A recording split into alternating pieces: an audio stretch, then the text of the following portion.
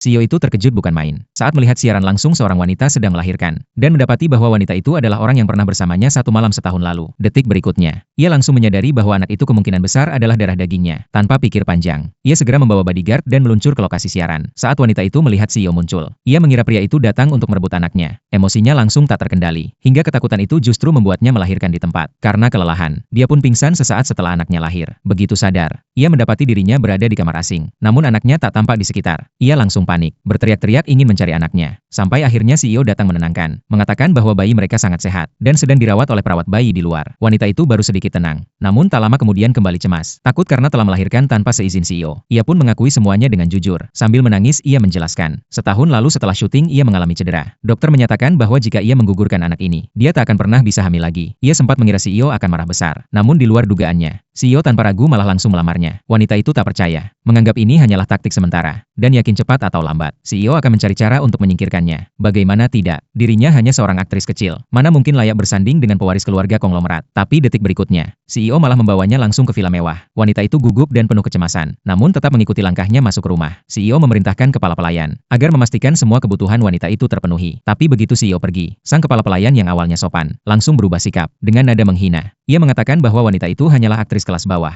tidak pantas menjadi istri CEO. Wanita itu tak tinggal diam, balik bertanya siapa dia sebenarnya. Dan saat mendengar bahwa wanita itu hanya kepala pelayan, ia langsung berkata dingin, "Kalau begitu jalankan saja tugasmu, dan cepat antar aku ke kamar." Si kepala pelayan tak menyangka wanita itu begitu tegas, tak punya pilihan selain menuruti. Namun di hatinya, ia telah dipenuhi rasa benci. Selama ini ia diam-diam mengincar sang CEO, dan tak bisa terima bila wanita itu merebut posisinya. Ia pun mulai mencoba memprovokasi dan memecah belah. Namun wanita itu langsung memperingatkan, kalau dia berani menyentuh anaknya, ia pasti akan membalas dengan harga yang mahal. Tak lama, CEO juga menegaskan dengan dingin, siapapun yang berani menyentuh ahli waris keluarga ini, atau ibunya, pasti akan menanggung akibat yang menyakitkan. Keesokan harinya, CEO membawa wanita itu untuk bertemu ibunya. Si ibu langsung mengenali wanita itu sebagai aktris favoritnya dalam sebuah drama. Karena itu, ia sangat menyukai wanita tersebut sejak awal. Melihat hal ini, si wanita licik yang sejak awal ingin menyingkirkan si aktris mulai panik demi menggulingkannya. Ia bekerja sama dengan sepupu perempuan wanita itu dan membuat rencana keji. Mereka mengundang seorang gelandangan yang ternyata pernah mereka sewa setahun lalu, tepat setelah wanita itu memenangkan penghargaan aktris terbaik. Ternyata dulu, si sepupu menyusun jebakan dengan menyewa gelandangan, berniat menghancurkan reputasi wanita itu. Dan jebakan itulah yang tanpa sengaja membuat wanita itu akhirnya bersama sang CEO. Kini, wanita licik dan sepupu jahat kembali menggunakan gelandangan itu untuk menyebar kebohongan di depan ibu CEO. Gelandangan itu berbohong bahwa wanita itu pernah memaksanya, bahkan mengklaim bahwa bayi yang dilahirkan adalah anaknya. Melihat sepupunya sendiri ikut dalam rencana jahat ini, wanita itu hanya merasa kecewa mendalam, lalu menatap CEO dan bertanya tenang, "Kalau mereka berdua berbohong, apa yang akan kamu lakukan?" Wajah CEO langsung menjadi dingin. "Jika mereka berani bohong, maka aku pastikan mereka akan hidup tidak tenang, dan mati pun tak mudah." Belum selesai bicara, gelandangan itu